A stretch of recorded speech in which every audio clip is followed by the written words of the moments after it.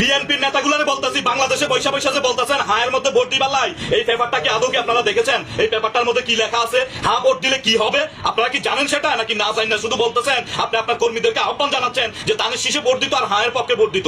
দানের শীষে তো আপনি কইলেও ভোট দিব আমরা বিএনপির কর্মীরা, আপনি না কইলেও ভোট দিব, কিন্তু হায়ের মধ্যে কেন আমরা ভোট দিব? আপনি তো নিজেই জানেন না হায়ের মধ্যে ভোট দিলে কি হবে, কারণ আমাদের হাতে ইতিমধ্যে পেপারটা এসে পৌঁছাইছে সকল প্রবাসীদের কাছে। আমরা জানি, আমরা পরে দেখেছি হায়ের মধ্যে ভোট দিলে বাংলাদেশ তাদের সবাই মিলে একসাথে তখন শুষে খাবে। হাসিনা থাকাকালীন হাসিনা একলা খাইছে, আর হায়ের মধ্যে ভোট দিয়া জামাতের গোলামি, এনসিবির গোলামি করতে আমরা প্রবাসী বিএনপির কর্মীরা অন্তত পক্ষ রাজি নাই, বিশেষ করে আমি রাজি নাই।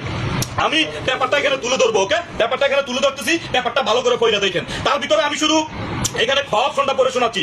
আগামী জাতীয় সংসদ হইবে 2 কক্ষ বিশিষ্ট ও জাতীয় সংসদ নির্বাচনের দলগুলো প্রাপ্ত ভোটের অনুপাতে 100 সদস্য বিশিষ্ট একটি উচ্চ কক্ষ গঠিত হইবে এবং সংবিধান সংশোধন করিতে হইলে উচ্চ কক্ষের সংখ্যাগরিষ্ঠ সদস্যদের অনুমোদন দরকার হইবে। মানে যখন এক্সাম্পল বিএনপি সরকার যদি গঠন করার পরে ভালো একটা দেখা গেছে মানুষের যেরকম কৃষি কার্ডের কথা বলতেছে, কৃষকদেরকে কার্ড দিবে, তখন এই 100 জন যেখানে 10 জন থাকবে বিএনপির, 90 জন থাকবে অন্যান্য দলের, তখন এই অন্যান্য দলের মানুষগুলো বলবে কৃষি কার্ড করতে এটা দিলে হবে না, এটা আমরা সংস্কার করতে দিব না, বা বিএনপির বিভিন্ন উদ্যোগগুলোতে বাধা দিবে। তখন বলবে কি জানেন? মাল সারো মাল, মানে সবাই মিলে খাওয়ার দান্দা না, এগুলো আমরা বুঝি, সাধারণ জনগণ এবং বিএনপির সাধারণ কর্মীরা এগুলো বুঝে। এইসব বন্ডামি বাদ দেন। বিএনপির নেতাদেরকে বলতেছি, কোনো ভোট হবে না, ভোট হবে না।